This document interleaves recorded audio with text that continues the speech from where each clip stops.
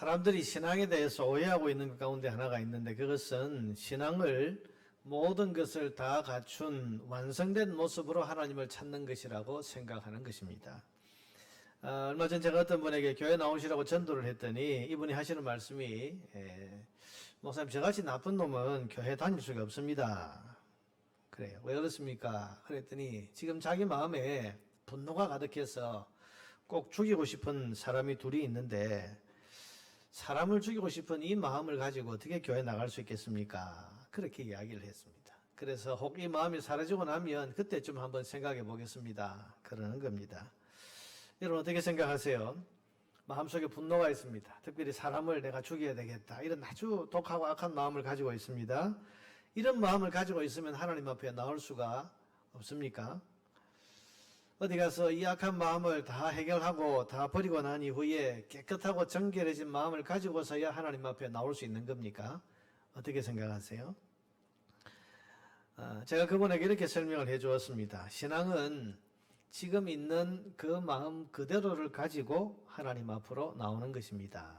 그렇게 설명을 해 주었습니다. 왜 이 말을 했는가 하면 이분은 지금 자기 마음이 문제가 있다는 것을 알고 있는 사람입니다. 이게 잘못됐다는 걸 알고 있는 사람입니다. 그러니 이런 마음 가지고 어떻게 내가 하나님 앞에 나가겠습니까? 그렇게 생각하는 거 아니겠습니까? 그러니 어떤 면에서는 착한 사람이라 할 수 있어요. 그런데 문제는 이 악한 마음을 어디 가서 고치겠는가 하는 것입니다. 그 사람을 죽이고 싶은 나쁜 마음을 어떻게 해야 여러분 해결할 수 있겠습니까? 어디 깊은 산이라도 들어가서 돌을 닦고 심신수양을 해서 그 마음이 없어지겠습니까?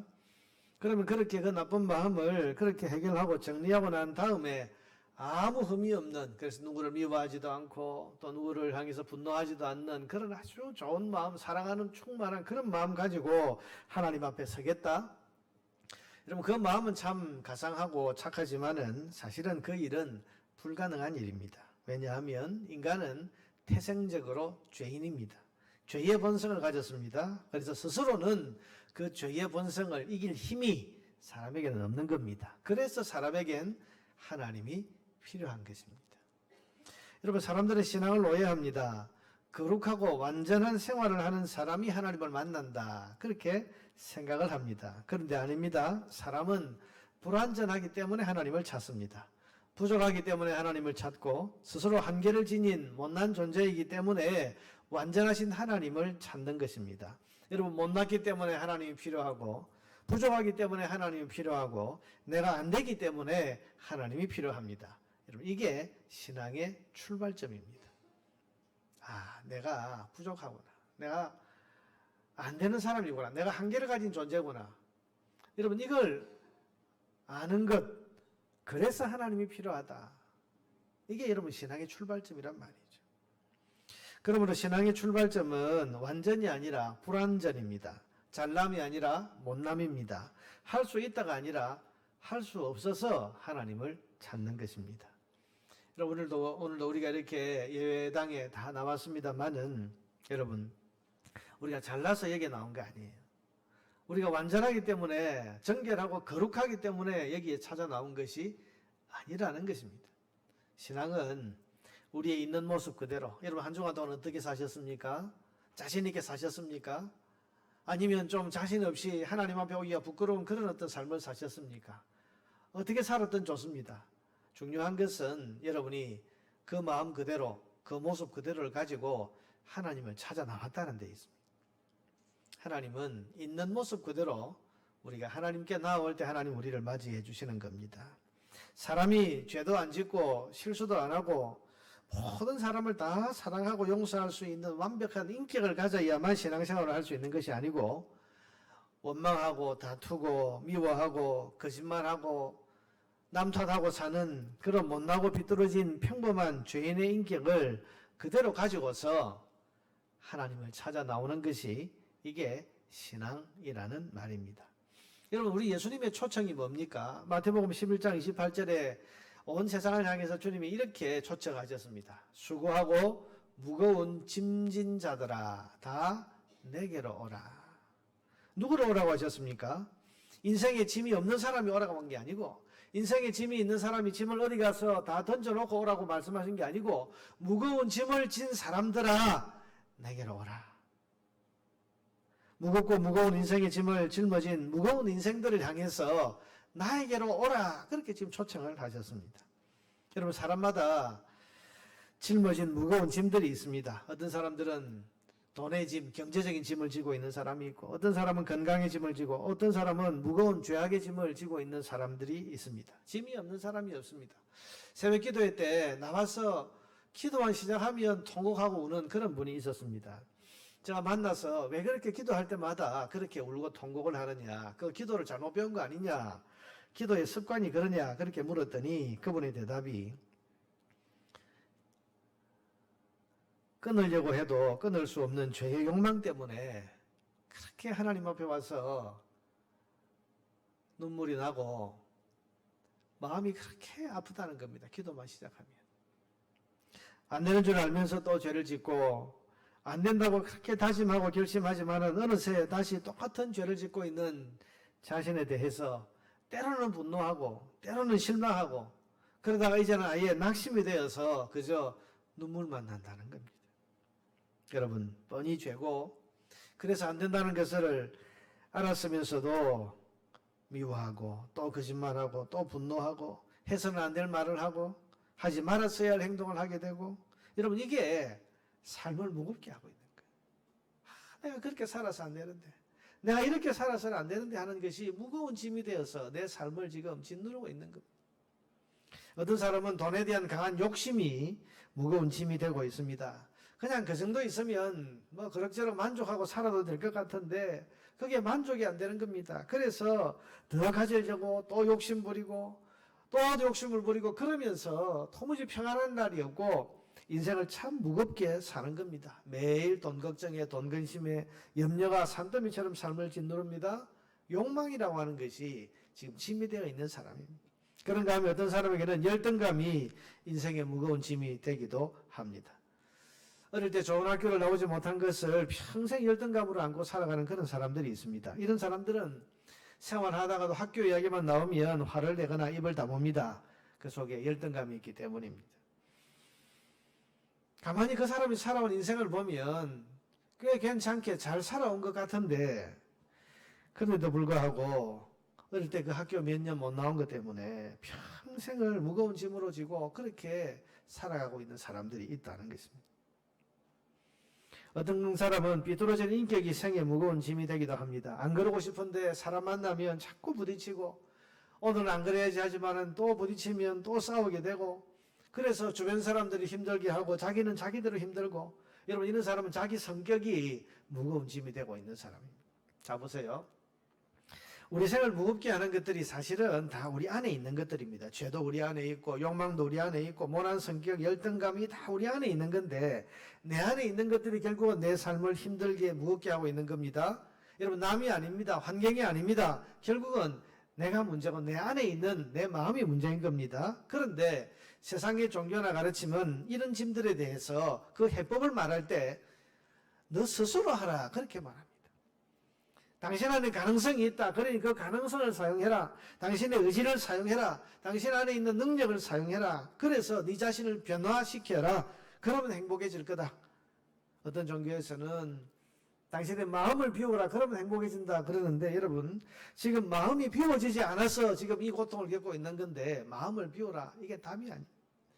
어떤 사람은 어떤 가르침은 화를 다스리라. 그러면 행복하다. 그러는데 여러분 지금 내 속에 있는 이 분노가 내 마음대로 다스릴 수가 없어서 지금 문제가 생겼는데 그 화를 당신의 능력으로 다스리라고 하니까 여러분 이게 되겠는가 말입니다. 안 되는 겁니다.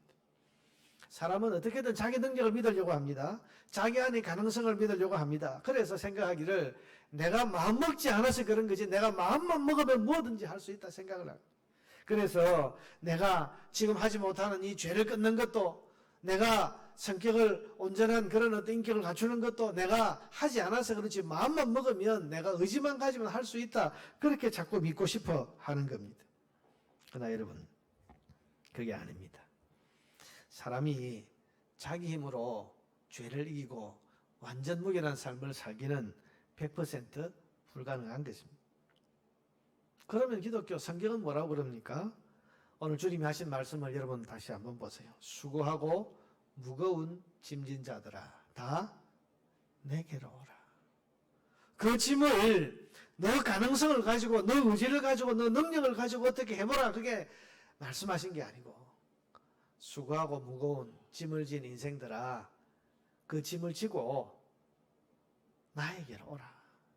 나에게로. 여러분 이게 복음이고 이게 기독교입니다. 주님은 지금 등에 짐을 짊어지고 있는 사람을 부르고 계십니다. 삶의 짐이 너무 무거워서 생을 살아가기가 힘에 겹고 지쳐있는 사람을 주님은 부르고 계십니다. 아무리 해도 내 안의 죄를 이길 수 없어서 이게 무거운 짐이 되어 있는 사람 내게로 오라는 겁니다. 아무리 결심해도 내 안에 이 욕망, 못된 욕망, 이 모난 인격 이걸 내가 다스릴 수가 없어서 도저히 나는 안 되겠어, 나는 안 돼, 나 같은 게 무슨 소망이 있겠어 하고 절망하고 있는 그 사람에게 그 짐을 지고 나에게로 오라. 그렇게 지금 주님이 초청하시는 겁니다. 내게 오라, 내게로 오라. 내가 너희를 편히 쉬게 하리라. 무슨 말입니까? 네가 할 수 없는 그것을 내가 해주겠다는 말씀입니다. 너의 그 초라하고 그 무능력한 그 무능력을 가지고는 안 되는 그 변화, 그 새로운 삶을 내게로 오면 내가 살 수 있게 해주겠다는 것입니다. 이게 복음입니다. 사랑하는 여러분, 변화하는 능력, 새롭게 되는 능력, 내 인생의 무거운 짐을 내려놓고 전혀 새로운 생을 살아갈 수 있는 놀라운 능력이 우리 주님께 있다는 사실을 믿으시기를 바랍니다. 무거운 우리 인생의 짐을 얼마든지 내려놓게 하는 능력이 우리 주님 앞에 있습니다. 우리 인생에 당면한 모든 문제와 한계를 뛰어넘는 능력이 우리 주님 앞에 있고 죄를 이기는 능력이 우리 주님 안에 있고 가난과 질병과 심지어는 죽음까지도 이기는 권세와 능력이 우리 주님 안에 있습니다. 그래서 이런 주님의 손 안에서 알코올 중독자, 마약 중독자가 변화됩니다. 돈과 욕망의 노예로 살아가던 인생이 다른 사람을 돕고 섬기는 인생으로 변화하고 열등감과 상처로 인해서 자기도 불행하고 주변 사람들을 힘들게 만들었던 그런 가치 인생에서 상처받은 다른 사람들을 치유하고 회복시키는 치유자의 삶을 사는 그런 사람으로 변화되게 되는 것입니다. 그러므로 누구든지 자기의 있는 모습 그대로를 가지고 이 주님의 초청에 응하고 이 주님 앞으로 나오면 그래서 예수님을 만나면 이 놀라운 변화의 능력을 체험하게 되는 것입니다. 이게 지난 2000년 기독교 역사가 증명해주는 놀라운 복음의 능력인 것입니다. 그러므로 여러분 주님 앞에 나올 때는 완전하게 해서 나오는 것이 아니라 불완전한 채로 나와야 됩니다.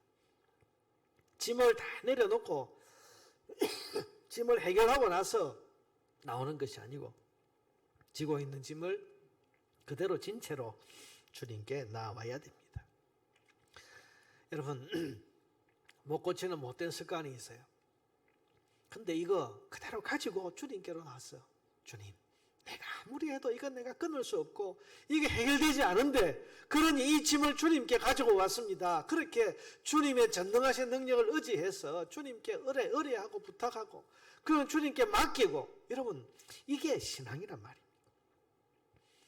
그 속에 용서하지 못하는 그래서 누군가를 정말 죽이고 싶은 그런 분노의 마음이 있다면 분노하고 용서하지 못하는 그 마음 그대로를 가지고 나와서 주님 앞에 주님 이 내 속에 있는 이 분노의 마음 아무리 해도 사그러지지 않고 어떻게 해도 해결되지 않습니다. 내가 할 수 없으니 전능하신 주님이 맡아주십시오.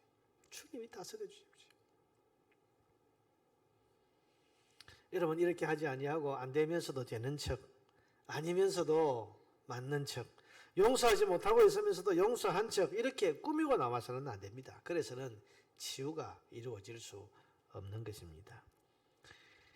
병원에 왔는데 아프면 아프다고 말을 해야 됩니다. 머리가 아프면 머리가 아프고 배가 아프면 배가 아프다고 말을 해야 되는데 체면 때문에 자존심 때문에 나는 멀쩡합니다. 나는 건강합니다. 이러면 이렇게 있으면 안 된다는 말이죠. 환자는 환자답게 문제를 가졌으면 문제를 가진 사람답게 나오고 말해야 치료와 해결이 이루어질 수 있습니다.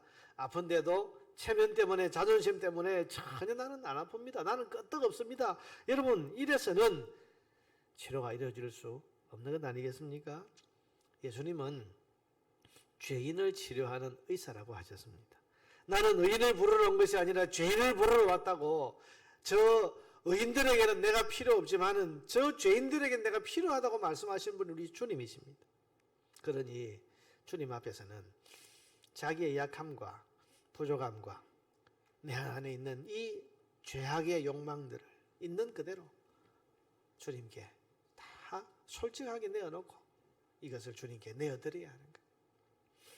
누가복음 18장 10절에서 14절에 보면 유명한 바리새인과 세리의 기도가 나오는데, 여러분, 바리새인은 지금 뭐라고 기도했습니까? 바리새인은 서서 따로 기도하여 이르되, 하나님이여, 나는 다른 사람들 곧 토색 불의 간음을 하는 자들과 같지 아니하고 이 세리와도 같지 아니함을 감사하나이다. 여러분, 이렇게 보면 감사의 기도인 것 같은데 자기는 완전하다는 겁니다. 부족함이 없다는 겁니다. 나는 잘 살았습니다. 나는 부족함이 없습니다. 나는 하나님 앞에서 거룩하게 산 그런 완벽한 존재입니다. 이걸 지금 자랑하고 있는 겁니다. 12절에 보니까 나는 1회에 2번씩 금식하고 또 소득의 11조를 드리나이다. 나는 종교생활에 있어서도 예배생활에 있어서도 전혀 흠이 없는 그런 사람입니다 하고 자기의 완전함을 주님 앞에 가지고 나와서 지금 자랑하고 있는 겁니다. 여러분, 이러면 하나님이 기뻐하실까? 너 완전하게 살았으니까 너 참 잘했다 그러실까? 그게 아니라는 겁니다. 너에게 부족함이 없고 너는 완전하고 너는 문제가 없으니 고칠 게 없다. 너는 내가 너를 만져줄 게 없다. 회복시켜줄 게 없다는 거야. 문제가 없다는데 어떻게 고치겠습니까? 그런데 세리의 기도를 보세요. 그는 아프다고 말합니다. 세리는 멀리 서서 감히 눈을 들어 하늘을 쳐다보지도 못하고 다만 가슴을 치며 이르되, 하나님이여 불쌍히 여기소서, 나는 죄인이로소이다 하였느니라. 자기는 죄가 있다고 합니다. 나는 문제를 가졌다고 말합니다. 나는 아프다고 말하는 거야. 그러니 주님, 내 안에는 이런 병이 있고 나는 이렇게 해도 회복되지 않는 그런 죄의 본성을 가졌으니 어찌할 수가 없습니다. 그러니 주님이 개입하셔서 나를 만져주시고 치료해 주시고 용서도 해결도 해 주십시오라고 그렇게 맡기는 것입니다. 14절에 보니까 주님의 평가가 나옵니다. 내가 너희에게 이르노니 이에 저 바리새인이 아니고 자기가 의롭다, 자기가 완전하다, 자기의 의로움을 자랑하는 그 바리새인이 아니고 이 사람 세리가 의롭다 하심을 받고, 의롭다 하심을 받았다는 것은 하나님의 은혜를 입었다는 거죠. 그의 집으로 내려갔느니라. 무릇 자기를 높이는 자는 낮아지고 자기를 낮추는 자는 높아지리라. 자기 의로움을 내세우고 나는 전혀 부족함도, 나는 전혀 어떤 죄악됨도 없이 나는 흠없는 삶을 살았습니다 라고 자기를 높이는 자는 낮아지고 주님이 가까이 하지 않으시는 거예요. 자기를 낮추는 자는 자기 안에 있는 못난 것, 부족한 것, 무능력한 것, 이 모든 것들을 주님 앞에 내놓고 자기를 낮추는 자는 하나님 은혜를 주셔서 높여주신다.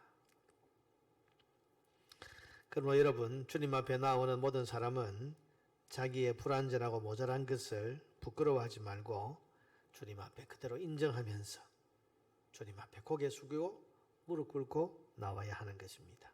천국은 바로 이런 사람들의 것이라고 하셨습니다. 오늘 본문이죠. 오늘 본문 5장 3절에 보니까 심령이 가난한 자는 복이 있나니 천국이 그들의 것이며, 천국이 그들의 것이다. 어떤 사람이 천국이 어떤 사람들의 것이냐? 자기 의를 주장하고 내가 완벽하게 살았습니다 라고 말하는 사람이 아니라 심령이 가난한 자들. 여기서 말하는 가난이라고 여러분 번역된 단어는 헬라 원문에 보면 파산선언으로 쓰이는 그런 단어, 파산선언.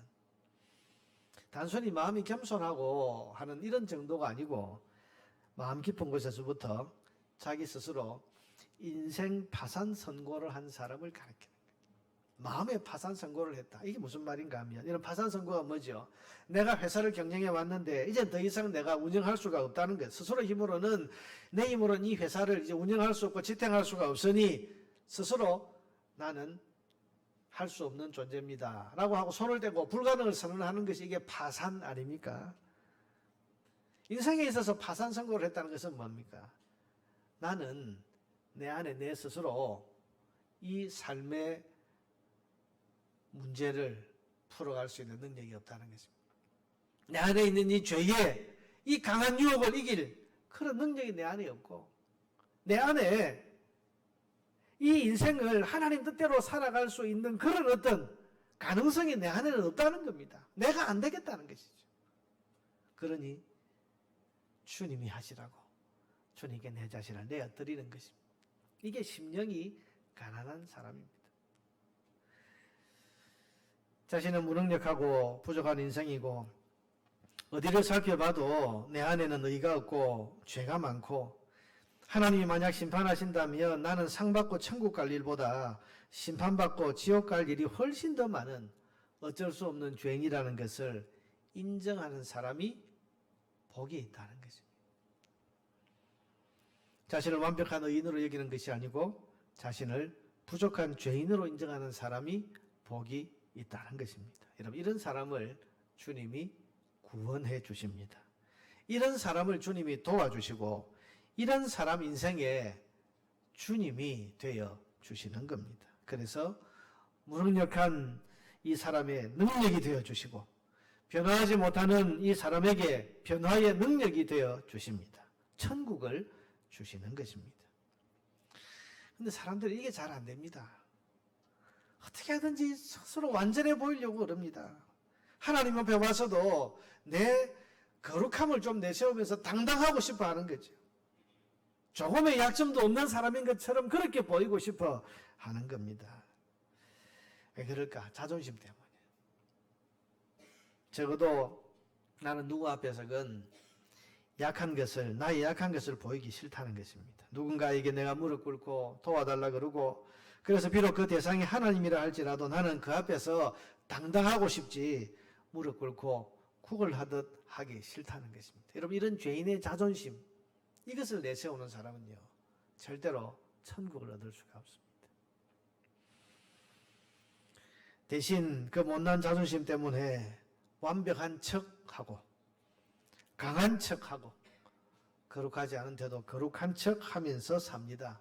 그 대표적인 사람이 바리새인들이었습니다. 그들은 사람들 앞에서도 완벽한 것처럼 보이려고 했고 하나님 앞에서도 완벽한 것처럼 보이려고 했습니다. 그 결과 하나님 앞에서 이 사람들은 파산 선고를 못합니다. 하나님, 제가 문제입니다. 제가 죄인입니다.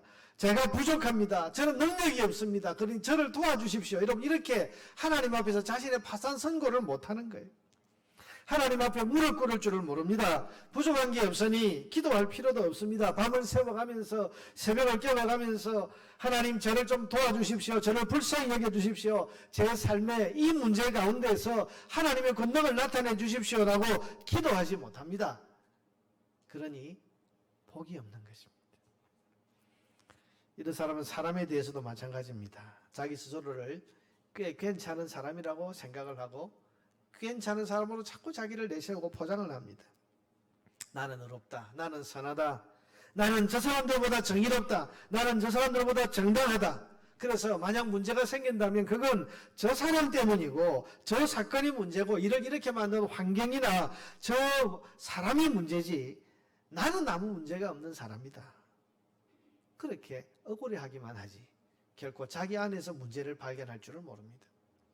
이런 사람에게는 천국이 없습니다. 심령이 가난한 자는 복이 있나니 천국이 그들의 것입니다. 마음 중심으로 파산 선고를 한 사람이 복이 있다. 하나님 앞에서. 시편 51편 17절에 보면 하나님이 구하시는 것이 나오는데요. 하나님께서 구하시는 제사는 멋진 소나 양이나 이걸 잡아 바치는 그런 어떤 제사가 아니고 하나님이 구하시는 제사는 뭐라고요? 상한 심령이에요. 상한 심령.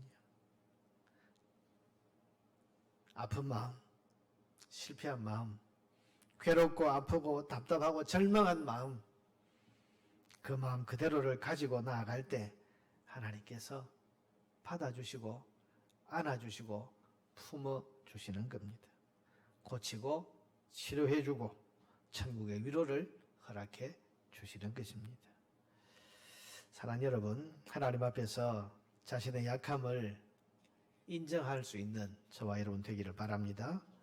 죄를 이길 수 없는 자신의 연약함, 이것을 하나님 앞에서 시인할 수 있기를 바랍니다. 하나님, 제 안에 있는 이 욕망을 제가 다스릴 수 없습니다. 제 안에 있는 이 분노와 미움을 제가 어떻게 할 수가 없습니다. 여러분, 그렇게 하나님 앞에서 꾸미려고 하지 말고 있는 그대로 정직하게 솔직하게 드러내세요. 자신의 약함을. 하나님은 우리가 하나님 앞에 꾸며서 나오는 것을 절대로 원하지 않으십니다. 그런 사람은 천국을 소유할 수 없습니다.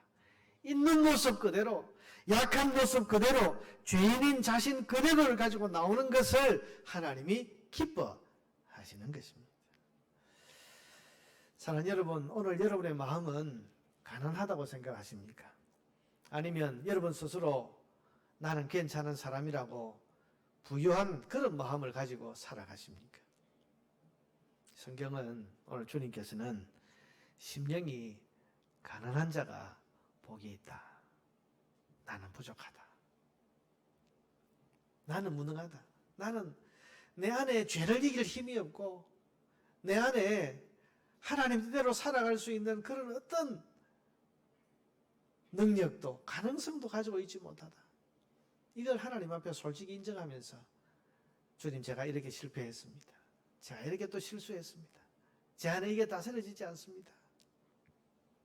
자신의 약함과 무능을 하나님 앞에서 인정하고 사는 것이 이게 천국을 소유하는 하나님 백성의 길이라고 오늘 말씀하시는 것입니다. 사랑하는 여러분, 약한 것을 드러내는 것을 부끄럽게 생각하지 마세요. 내 못난 것을 하나님 앞에서 감추려고 하지 마세요. 그것을 인정하고 오히려 그것을 하나님 앞에서 드러내시기를 바랍니다. 자신의 문제와 한계와 약점, 내가 겪고 있는 고통과 어려움을 하나님 앞에 정직하게 보여드리시기를 바랍니다. 천국은 이런 사람들의 것입니다. 주님께서 이런 사람들에게 천국의 기쁨과 평강과 은혜를 이 땅에서 미리 맛보게 해 주실 것입니다. 코로나 사태를 맞이해서 우리 모두가 얼마나 연약하고 우리가 무능한 존재인가 하는 것을 어쩔 수 없이 다 새삼 깨닫게 되었습니다. 이 질병, 이 바이러스뿐만이 아니라 그로 인해서 일어난 여러 가지 사회 현상과 또 그로 인해서 일어나는 우리의 삶의 어려움과 고통들 때문에 여러분, 우리가 어려움을 겪고 있지만 이런 어려움을 주님 앞에 그대로 가지고 나아가서 주님, 이렇게 살고 보니, 이렇게 겪고 보니 우리가 이렇게 별 수 없는 존재고 연약한 존재였습니다 라는 것을 주님 앞에 시인한다면 이게 심령이 가난한 사람이고 이런 사람이 복 있는 사람이고 이런 사람이 천국을 얻고 하나님 주시는 위로를 얻게 되는 것입니다. 사랑하는 여러분, 오늘도 우리가 부딪히며 살아가는 여러 가지 현실 가운데에서 나의 약함과 못남을 정직하게 하나님 앞에 고백하면서 심령의 가난함을 가지고 전능하신 하나님을 찾고 의지해서 하나님이 약속해 주신 천국의 영광과 위로를 이 땅에서 누릴 수 있는 저와 여러분 되기를 주님의 이름으로 축복합니다.